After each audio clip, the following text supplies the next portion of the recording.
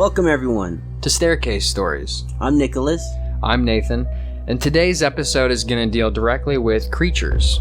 Alright, why don't you tell us what exactly is Staircase Stories? So, Staircase Stories is a collection of short tales created with the intent to mislead readers on its authenticity. So, in other words, there's going to be 3 stories to every single episode, and your job is to guess which one is true. Kind of like two truths and a lie, only this time it's one story that's true amongst the 3. Alright, I think I should be able to tell which one is false and which one's real, bro. So, why don't you tell us what the first story is called? So our first story is called Raw Meat. Let's get into it.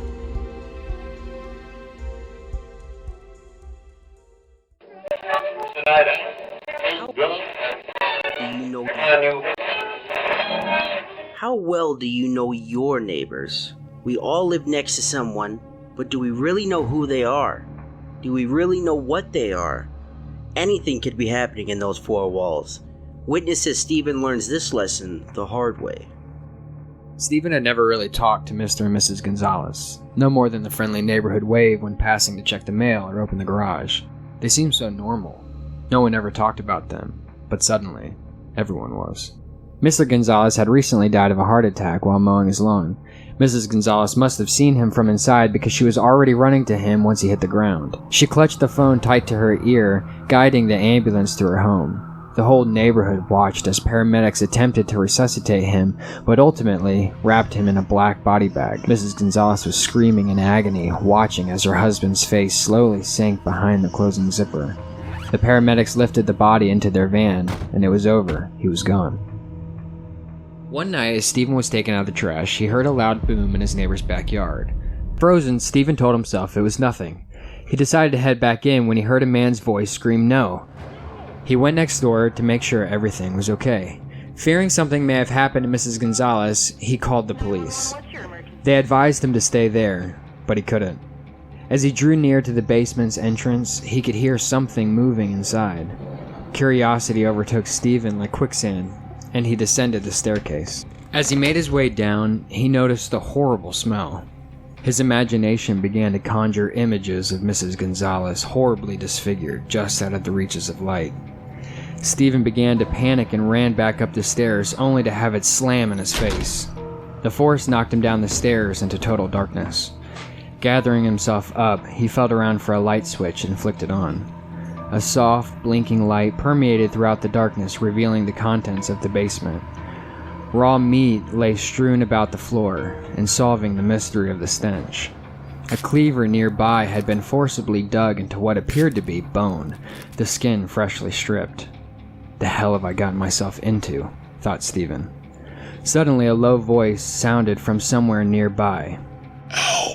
Stephen froze, but his eyes quickly darted around the room, attempting to locate the voice. "Hello?" Stephen whispered back. Please, help me. The voice whispered again. Stephen began moving towards the sound. He approached a blue tarp that outstretched across a large square box. He hesitated to remove the tarp. Another barrage of horrible images danced around his head. Pushing those thoughts aside, he quickly ripped the tarp away from the box underneath. Stephen looked in horror at his discovery. A small, heavily rusted cage lay on the floor. Bones could be seen all around, bits of joints and flesh still attached.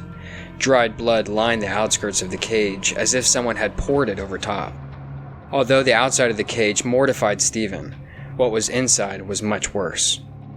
The creature in the cage appeared to be a man, crouched on all 4 limbs. At first sight, Stephen assumed the man was wearing some sort of coat, but as he got closer, he soon realized how wrong he was.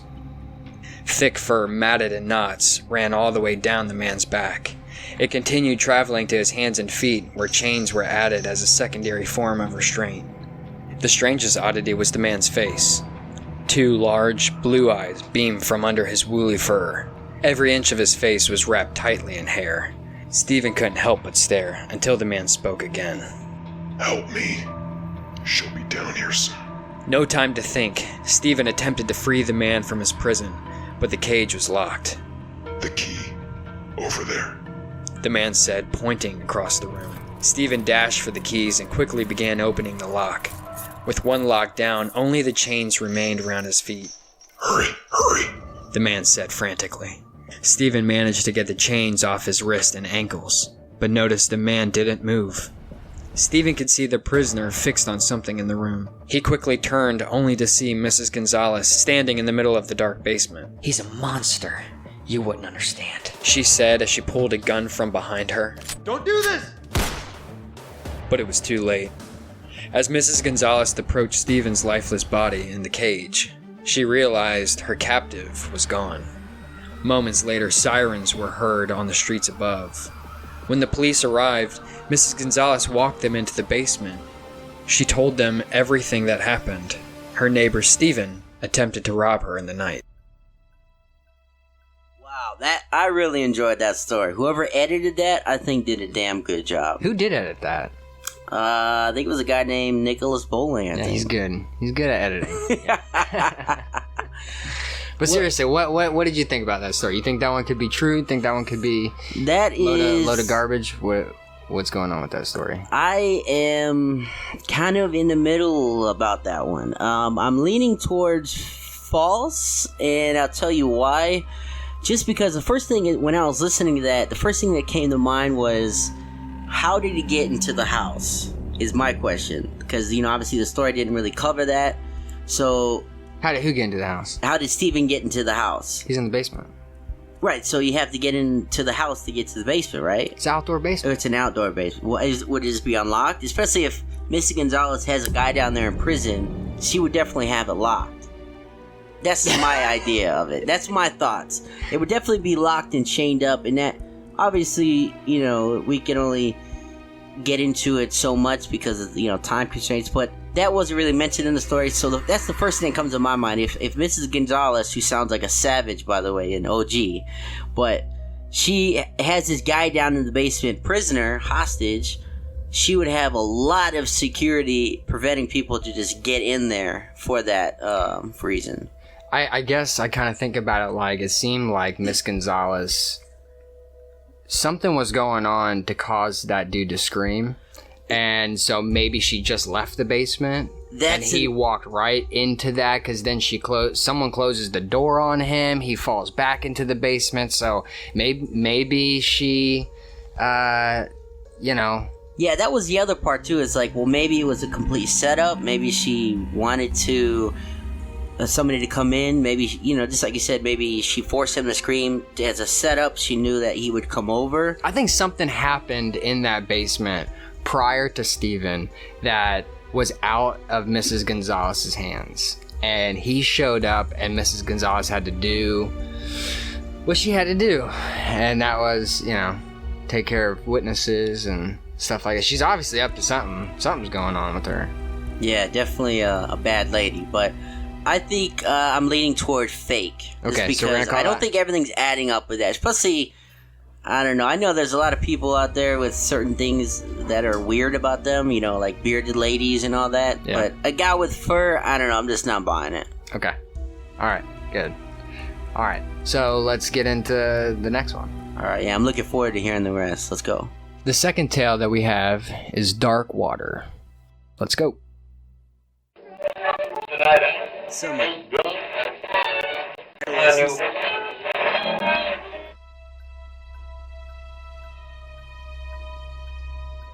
Summer camp, a time when young adolescents discover themselves. Friendships kindle and experiences of a lifetime are in abundance.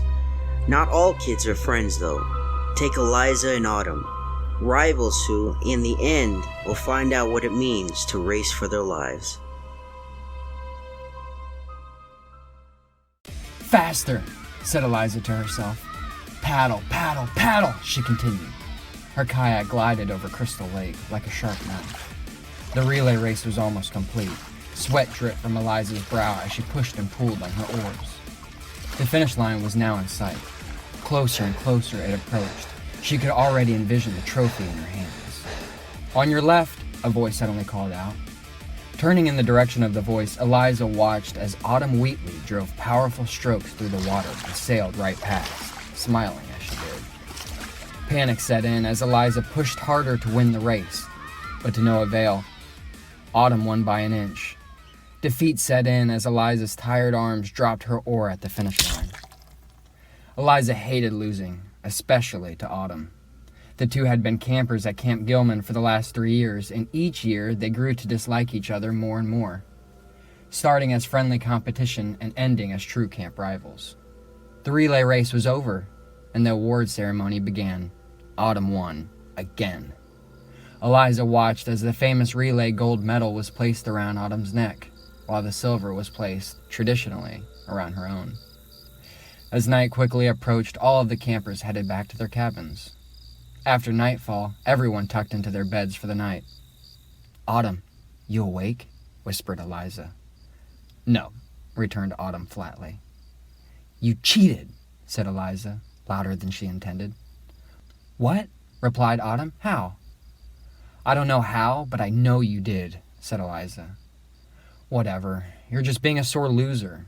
"Again," said Autumn, turning over in her bed. "Prove it. Race me now. The counselors are asleep," demanded Eliza. "You're joking. I'm not proving anything," Autumn fired back. Eliza thought for a moment and proposed a bet. "If you win, I'll give you my cantina card and make your bunk for the rest of the week." No thanks," replied Autumn. "I'll tell the counselors where you hide your cigarettes," smiled Eliza. As the two girls made their way back to the lake, Eliza couldn't shake the feeling they were being watched. Refusing to turn back now, she led Autumn to the kayaks that were still docked from the race. "Okay, we'll do one lap, across the lake, then back," said Eliza. "Fine, but when I win, you admit you're a loser and can never beat me," replied Autumn. "Deal," agreed Eliza. As each girl readied their kayak, they took turns counting down from 3. 3, 2, 1, and they were off, both paddling as fast as they could, each determined to win the impromptu race. Darkness surrounded the girls, which made the water look black and gelatinous. This made them both feel uneasy, but fear of showing any weakness kept Eliza and Autumn from revealing their true feelings on their current predicament. The only thing that mattered was winning the race. Autumn was the first to make it to the other end of the lake, and started back towards the finish line, Eliza close behind. With only the moon and stars to light their way, it was difficult to see exactly how far she was from Autumn. As Eliza made her turnaround for the race back, her oar suddenly got stuck in the water as though someone or something had grabbed it. The force was so strong she almost tipped her kayak. Stabilizing herself, she tore the oar from the grip of the black water. Her mind focused only on beating Autumn, and not this curiosity. Regaining composure, she set off to overcome her opponent. But to her surprise, Autumn couldn't be seen on the moonlit lake. Was she that far ahead? Thought Eliza. Straining to see further in the darkness, she listened for the splashing of oars. Silence. Confusion began to set in. She continued to paddle towards the finish line, suddenly regretting her decisions to be out here on the lake. As she approached the docks, she could see a figure standing on the edge of the lake. Relief flooded her veins. "Okay, I admit it. You're faster. I don't know how you..." Eliza's words caught in her throat as the figure became a little clearer. Although she couldn't make out exactly who it was, she knew it was not Autumn. Now, only about 20 feet from the figure, the details terrified her. Hunched in the darkness, a man could be seen, his skin reflecting the moonlight. Long, thin strands of hair outlined his face down to his shoulders. Large black eyes beamed from a face that could only be described as absent. Sounds could be heard from the depths of his stomach, as though it were humming. To the right of the figure, Eliza could see something moving. "Help!" a female shrieked out of the darkness. The figure reached for the girl next to him and began dragging her into the lake, the girl barely moving. Eliza watched as its body descended lower and lower into the black water. She didn't know what to do. She couldn't make sense of what she saw.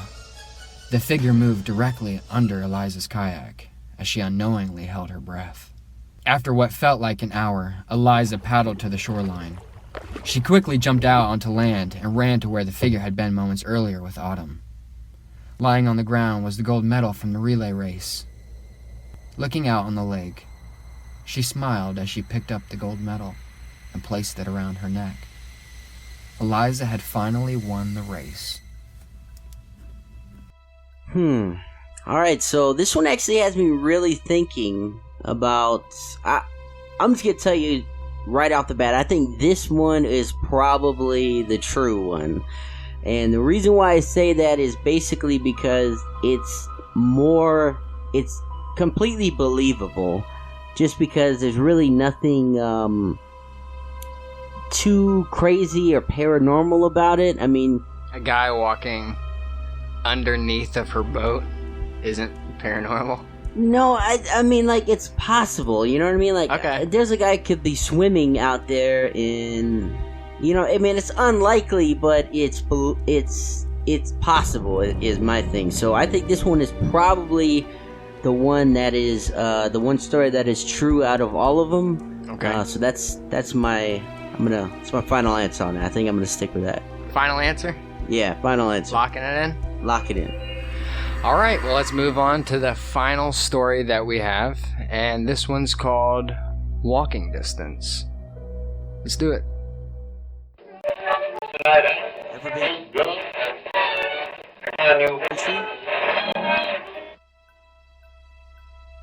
Ever been to a foreign country? It can be full of exciting adventures and sights to behold, new people to meet and places to explore.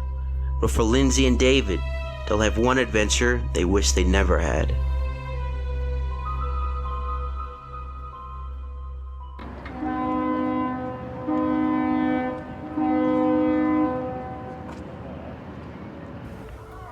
David and Lindsay had just stepped onto the off-ramp of their vacation cruise as the large crowds dispersed ahead in different directions. Seagulls could be heard overhead in search of scrap food along boardwalks and bustling shops nearby. Everyone seemed to know exactly where to go, families and friends pointing this way and that way, excited to begin their foreign adventure. "I'm starving. Let's get food," said Lindsay to David. "Me too. Let's grab a seat over there and see what's around," David said, pointing to a bench a few feet away. As David began to pull out his map, Lindsay had already had her phone searching the local cuisine. "Well, looks like some options on the next street up ahead. It's in walking distance," said Lindsay. But David didn't hear her. Instead, he was distracted by the hustle and bustle of the crowds. He began to feel uneasy. Being in a new place is exciting, but also terrifying. "David, did you hear me?" asked Lindsay. "What? Sorry. Are you okay?"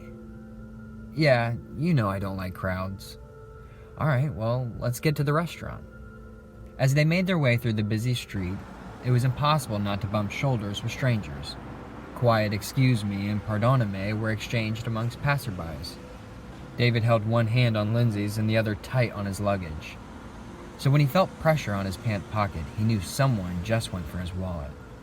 He had always heard of something like this happening, but never thought it would happen to him. "My wallet! Hey!" shouted David, attempting to see over the crowds. "What?" screamed Lindsay, as David pulled her arm along after the thief. David could see a small figure running and weaving through tourists ahead, but no one seemed to notice whoever it was. This was the thief, David was sure. Lindsay called for David to explain what was going on when suddenly he pulled them into an empty alley. In the distance, the couple watched as a small child ran into what appeared to be a sewer. The entrance was big enough for a large man, but obvious hesitation persisted upon David. "David, stop! What's going on?" demanded Lindsay. "That kid, he stole my wallet!" exclaimed David. "What kid?" "He ran in there," David said, pointing towards the dark hole ahead. "Well, you're not going in there.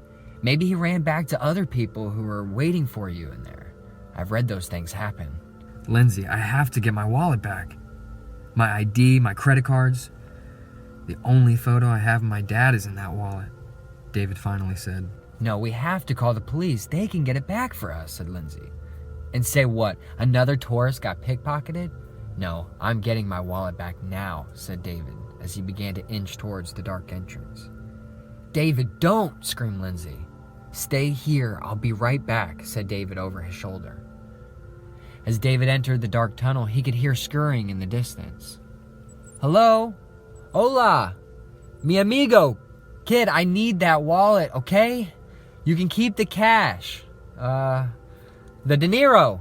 It's yours. I just need my wallet. No policia! Yelled David, attempting to conjure as many Spanish phrases he could remember. Suddenly, laughter could be heard in the distant darkness, and terror began to take hold of David. He could hear fast footsteps approaching and braced himself for impact. But nothing hit him. It was as though whatever was running ran right past him. Summoning the will to move, desperate to regain his stolen wallet, he ran after the footsteps. The crushing darkness was disorienting. He outstretched his arms, not wanting to hit a wall. Tripping over something in the empty tunnel, David fell hard to the ground. He felt around to find what he tripped over. Feeling stupid for not thinking of it sooner, David pulled out his phone for light, only to reveal the skeleton of a small child. In its hands clutched a wallet. Yeah, see, that was, I think, out of all three of them, I think that was my favorite story. Why is that? It just, I don't know, just like the flow of it was really good, and the story, especially the ending where it's like, you know, the skeleton on the ground and it was clutching a wall. I think that was really cool. Definitely my favorite story out of all of them as far as the entertainment and everything and the flow of the story. But I think that one was probably false, I would say. So why don't you reveal to me, is this one true or false? So this one is false. This is not a true story. Ha! Okay, cool. Alright, so I'm 1 for 1 here. So alright, so that one's false. I'm 1 for 1 here. So what about Darkwater? Darkwater is false. Okay. See? Okay, this is getting interesting now. So, that one is false. Okay, and that's the one I said was true. So, I'm 1 for, 2? 1 for 2 now. So, let's go ahead and talk about raw meat. So, raw meat is the true story of the night. Wow. See, that is very interesting to me because I would have probably said that one Least believable. Yeah, the least believable because I know obviously the skeleton can't grab a wallet, but maybe somebody was messing with the guy and maybe stuck it in the skeleton's hand. Maybe that's what I was thinking, but wow, so raw meat is the true story. That is very interesting. So, do you have some background? I would love to hear kind of the full story on that, since it's true. Alright, so our true story was raw meat. And that was inspired by the real-life person of Pedro Gonzalez. He was born in 1537 in Tenerife, Spain, and he was born with a very rare condition called hypertrichosis. And you had actually mentioned this during, which I thought was so funny that you said, hair wrapped around a guy's face, not buying it, which... this is a extremely rare condition. It affects about 1 in 1 billion people. There's only been about 50 to 100 reported cases in history. So you're right. It is a very unbelievable thing, but it is a very, very real phenomenon that happens. Yeah, you know, the interesting thing is, if you go back and listen, I actually mentioned that some people have these weird things, you know, like the bearded lady thing, so, yeah, that's very interesting that you said it. You know, now that you mention it, you know, a disease, I can see it. Yeah. So there's actually 2 ways of being able to get this condition. So the first way is congenital, it's the way you're born. And then another way is it's called an acquired condition. So you can get this if you have cancer or if it's a side effect to a medication. So just because you weren't born with hypertrichosis does not mean that you won't end up with hypertrichosis, which is, and hypertrichosis actually literally translates to too much hair. And another term for it today is called Ambrose syndrome. So that's the most current form of that condition. It's called Ambrose syndrome. But back then, they simply called it werewolf syndrome. So little is known about Pedro's parents, but what is known is that he was sold into slavery by some guys. They were not pirates, but they were people who deal with the boats and ships and things like that. And his parents sold him to these men. And you got to think, this is a very hairy child. This is back in the 1500s. Any kind of oddities that you would see, a lot of times they believe was the devil or some sort of monster or a beast. And they actually called these people who had this disorder, although it was so rare and there were so few, the few that were found and known about, they called the wild men. So that was just a really interesting tidbit of the story. So fast forward, those guys ended up giving the king of France Pedro as a gift in 1547. So at 10 years old, Pedro was given as a gift to the king. And the reason why this is so normal, I guess, for the time is because royals would collect oddities, and the more odd the object or the person was, the higher class or the higher style of wealth that a royal would have. So the stranger the oddity, the better it is for the royal. So he was actually offered as a gift to the king. While he is with the king, he's moved into the dungeons. And while he's in the dungeons, they put him in a very small cage. This is a 10-year-old boy who has nothing wrong with him aside from hair all over his body, okay, wrapped all over. They treated him like an animal. They fed him animal feed. They fed him raw meat. Literally, I mean, imagine that, being fed like a piece of chicken and saying, "Here, eat that," and he's a 10-year-old boy, just like any other boy, and that's exactly what they try to feed him.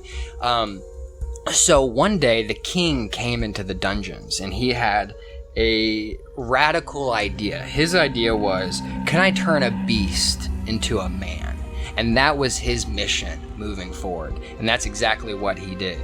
The first thing that he did is that he changed his name to Petros Gonçalves, which is just a little bit more Spanishy than Pedro, I guess. He first changed his name to Pedros and then began giving him a formal education, no different than any other nobleman at the time. And it turned out that Pedro was actually a prodigy.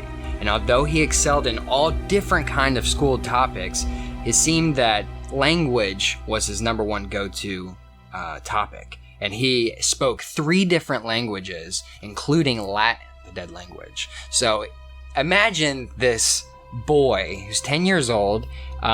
Turns out he's a prodigy, he's a genius, and he starts getting all of this education, but yet he looks and is still treated as a wild man. Although he was in the king's court, he still was never looked at as a full human being. And I think that's really important to point out. One of the things that the royals really like to do is that they love dressing Pedro in very high class clothes because they love the way the juxtaposition was to his hairy fur, and that they looked so odd together, and it was almost like funny or interesting just to see them. So they would always dress them in this highfalutin clothing as well. The king did end up giving him a position in court, but like I said, he never really held a position because no one really honored him as a human being, let alone a position holder. After the king died, his wife Catherine ended up becoming the queen regent, meaning that she just took over until they could appoint a new king. And this queen would actually seek out her own evil experiment when she forced Pedro into marriage, wishing for little hairy creatures of her own. She would marry him off to another Catherine, but this Catherine in history was never identified to have a last name. They would go on to be together for 40 years. They had 7 children. The first 2 children that they had did not have hypertrichosis, and it was extremely gut-wrenching for the queen. That's all she wanted, was little furry creatures that she could show off to all of her other royals. But by the third child, they did end up having a string of hypertrichosis babies. So 4 of them had hypertrichosis. And subsequently, when they were of age, probably toddlers, the queen ended up giving a lot of them away. And at first it seems like, oh my gosh, I can't believe she would do that. But another theory behind this is that it's very possible that they were given as a way of protecting the children's future, or maybe, securing their future in another high royal area. So after the queen died, they were forced to leave the castle. And the Gonsalves would travel the world with the remaining kids as oddities, and they would oftentimes earn a very handsome reward just by being themselves, just by being on display. They became extremely famous in Europe, and many different royals wouldn't be considered high class unless they had a picture of Pedro in their home, or a picture of one of his children, or one of his descendants. If you didn't have that, you weren't considered like high class. Pictures of them were high class, and that's why there's still so many of those paintings still around today. So feel free to look up these paintings. They're really interesting. And speaking of the paintings, there's one painting in particular where his wife Catherine is putting her hand on Pedro's shoulder, which is an indication that there was some sort of affection towards each other. That was like a gesture of affection back in those times. A lot of times there was no affection between marriages. There were arranged marriages, but the idea behind it is that they actually really did love each other. And I think what's so important about that is that this was a hairy person. This is a guy who is extremely odd in his appearance, and Catherine historically was a very beautiful woman. So flash forward to their deaths. No reports of their deaths at all. And the reason behind that is because they were not considered people. Catherine, on the other hand, there was some evidence to support when she died. Seems that she died maybe around 1623. But aside from that, there's really no other evidence to support any of their deaths. I mean, they of course did die, but there's no record at all. So historically, the story of Petros Gonsalves and Catherine is believed to be what inspired the French writer Jean-Marie Le Prince de Beaumont to write Beauty and the Beast. That's where the Beauty and the Beast story came from. Well, historically, that's, as the legend goes, this is what inspired that story, which Belle, being a very beautiful woman, this beast in the woods, the man of the woods, all totally inspired by Petros Gonsalves. So that's the true story, and that's where that inspiration came from. Wow, dude, that is amazing. Especially that it kind of inspired the Beauty and the Beast. That is really interesting and very, very cool. Yeah, that's what drew me to it. So I hope that someone out there got the answer correct. I know that you guessed Dark Waters, and I'm sorry to tell you that was not true. Yeah, dude. Maybe I'll do better next episode.